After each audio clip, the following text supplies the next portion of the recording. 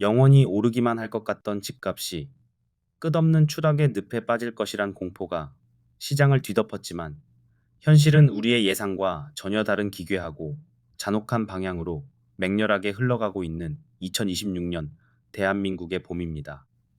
다주택자를 겨냥한 무자비한 세금 폭탄이 예고도 되며 온 동네 집값이 반토막 날 것이라 믿었지만 서울의 핵심 아파트들은 오히려 굳건하게 가격을 방어하며 서민들의 절망감을 더욱 깊고 어둡게 만들고 있습니다. 지금 대한민국 부동산 시장의 밑바닥에서는 도대체 어떤 치열한 눈치 싸움이 벌어지고 있으며 정부의 서슬퍼런 규제 앞에서도 핵심지가 무너지지 않고 굳건히 버티는 진짜 이유가 무엇인지 본격적인 이야기를 시작해 보겠습니다. 가장 먼저 시장 참여자들이 핏발선 눈으로 지켜보고 있는 날짜는 바로 두 달여 앞으로 바짝 다가온 2026년 5월 9일이라는 무서운 세금 폭탄의 마지노선이며 다주택자에게 주어지던 양도소득세 중과 유예 혜택이 이 날짜로 완전히 종료됩니다. 적당히 시간이 지나면 정부가 결국 세금을 깎아줄 것이라며 헛된 희망을 품고 버티던 투기 세력의 기대는 산산조각 났으며 더 이상의 연장이나 자비는 절대로 없다고 정부가 아주 확실하게 대못을 박아버린 무서운 상황입니다.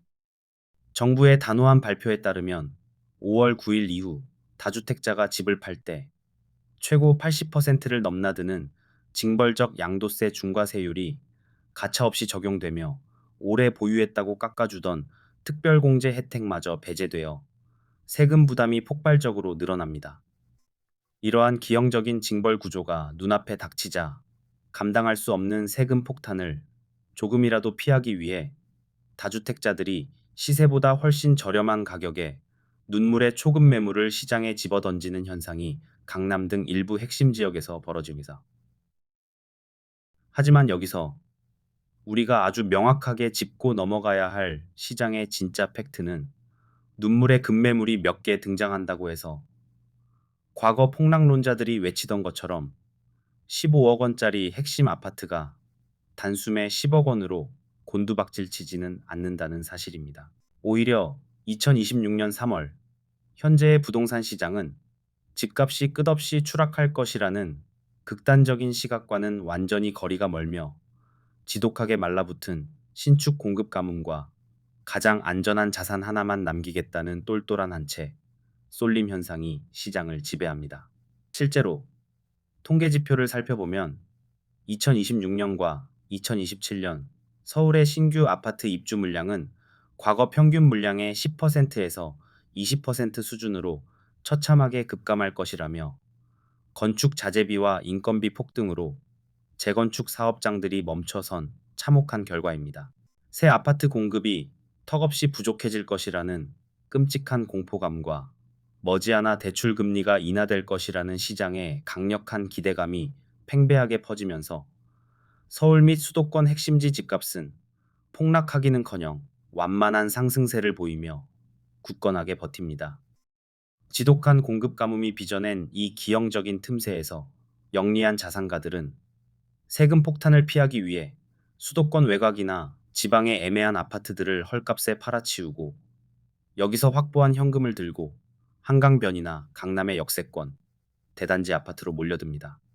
그 결과 서울 최상급지의 호가는 무서운 세금 규제 속에서도 전혀 떨어지지 않고 오히려 새로운 신고가를 갈아치우며 버티는 기이한 모습을 보이고 있으며 결국 서울 안에서도 철저하게 두 개의 다른 세상으로 나뉘는 희소성이 솟습니다. 아무리 정부가 징벌적인 세금을 무겁게 때린다고 해도 현금 융통이 자유로운 진짜 부자들은 개의치 않고 핵심 지역의 아파트를 마치 쇼핑하듯 싹쓸이하고 있으며 서민들과 부자들 사이의 자산 격차는 영원히 따라잡을 수 없는 절망적인 수준입니다. 자본이 서울 상급지로만 맹렬하게 빨려 들어가는 끔찍한 양극화 현상 속에서 이재명 정부는 집값 거품을 완전히 빼기 위한 근본 철학을 굽히지 않고 국토보유세라는 파격적이고 극단적인 제도로 부동산 시장의 체질을 뜯어고치려 합니다. 이 무서운 국토보유세는 대한민국의 모든 땅을 소수의 부유층이 독점해서는 안 된다는 혁명적인 원칙에서 출발하며 개인이 토지를 과도하게 많이 차지하고 있으면 상상을 초월하는 엄청난 세금을 무자비하게 물려 이익을 남기지 못하게 만듭니다. 정부는 여기서 거둬들인 막대한 부동산 세금을 나라 곳간에 조용히 쌓아두는 대신 전 국민 모두에게 기본소득이라는 이름으로 공평하게 나누어 주겠다는 구상을 밀어붙이고 있으며 무주택 국민들은 내는 세금보다 받는 돈이 많아 열렬히 지지합니다. 단순히 세금 고지서의 액수만 늘리는 것을 넘어 투기 자본이 들어가는 돈줄을 원천 차단하기 위해 대출 창구를 완전히 틀어막는 가혹한 금융 규제도 맹위를 떨치고 있으며 주담대를 받았다면 6개월 이내에 전입신고를 하고 실거주를 해야 합니다. 이를 어기고 몰래 전세를 주거나 비워두면 즉시 대출금을 강제로 빼앗기고 수년 동안 대출 거래가 꽉 막히게 되므로 전세 보증금을 끼고 갭 투자를 하는 마법 같은 공식은 사라졌으며 가계 부채가 무너뜨리는 악순환을 초반을 끊어냅니다. 더불어 서울 전역과 경기도 핵심 지역을 외국인 토지거래 허가구역으로 촘촘하게 묶어 막대한 자본력으로 사들이던 외국인 투기 세력의 유입마저 완벽하게 봉쇄하는 등 국가가 행정 권력을 총동원하여 집을 사고 파는 행위 자체를 통제합니다. 도심 아파트가 부족하다는 시장의 불안 심리를 단번에 잠재우기 위해 정부는 100만 호에서 150만 호를 짓겠다는 공급 계획을 서류 위가 아닌 실제 착공에 집중하고 있으며 낡은 저층 다가구 밀집 지역을 속도감 있게 개발하는 계책을 냅니다.